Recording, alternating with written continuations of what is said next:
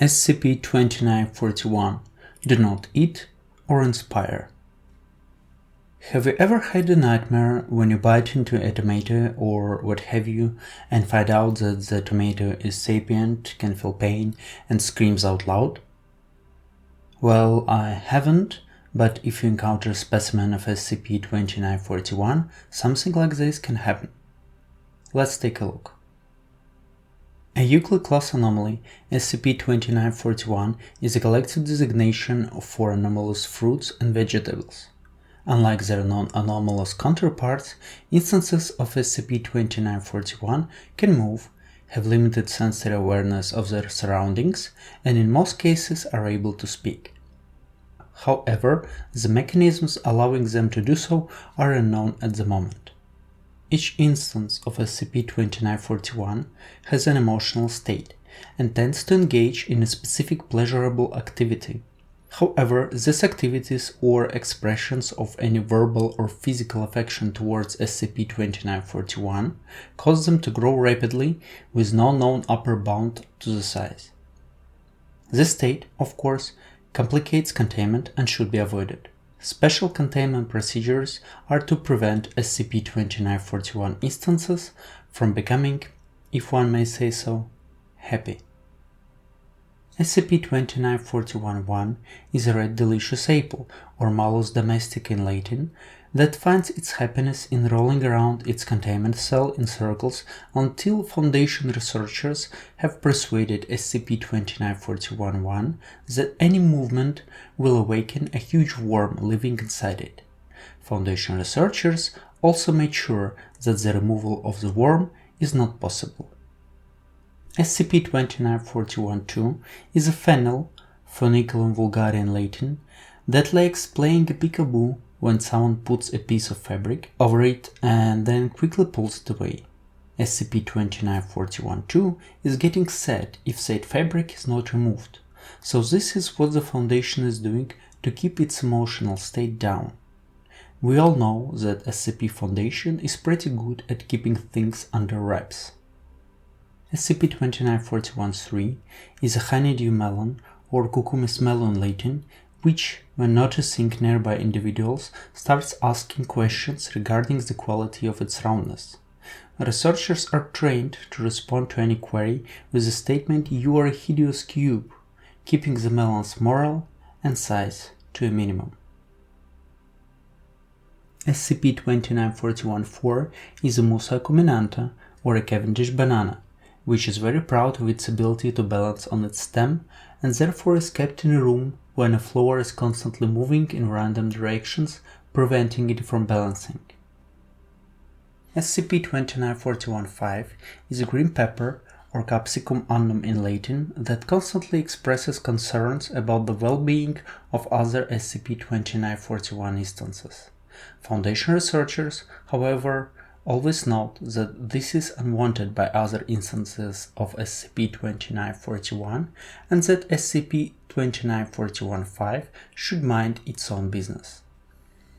SCP-2941-6 is a Persian lime, or Citrus latifolia, which finds its happiness in silence.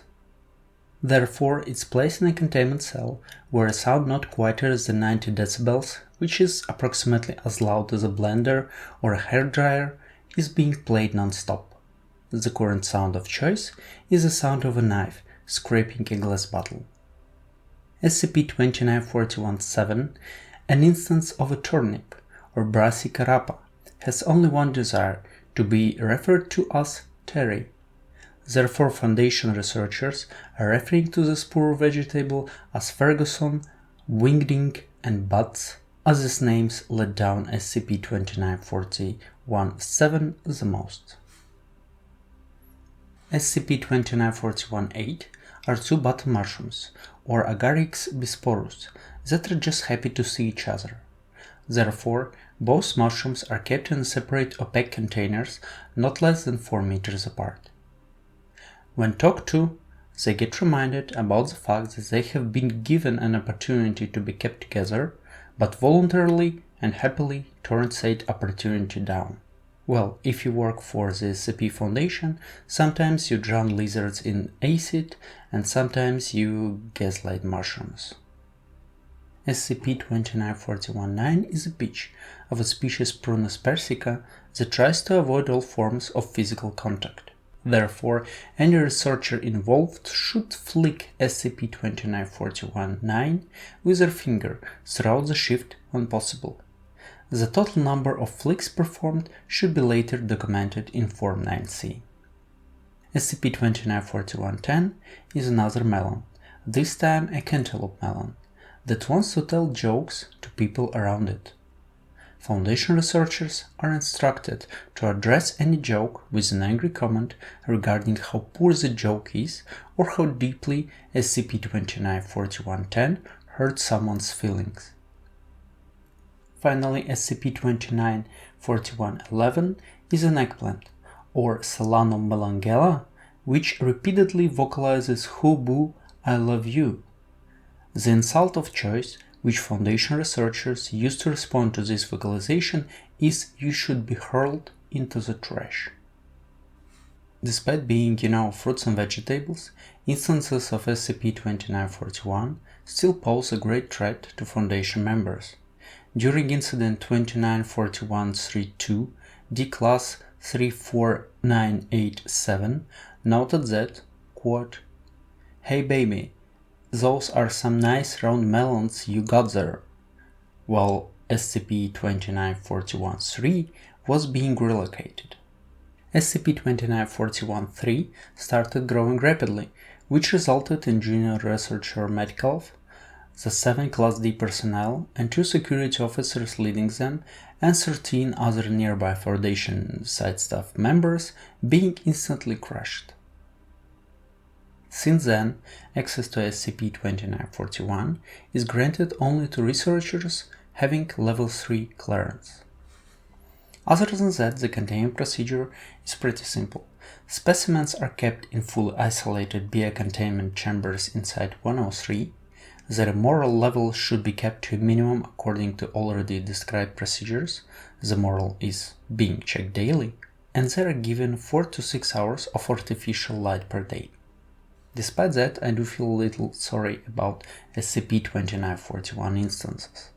In the end, they have no cognitive abilities and have only rudimentary concepts of morale, but still, they are getting bullied daily by Foundation researchers because, no one wants to live in a universe filled with infinitely large melons. This is the harsh truth of working for the Foundation. Some jobs are all about fighting monsters, others are about being mean to an apple, and it's up to you to persuade yourself that both jobs are equally important.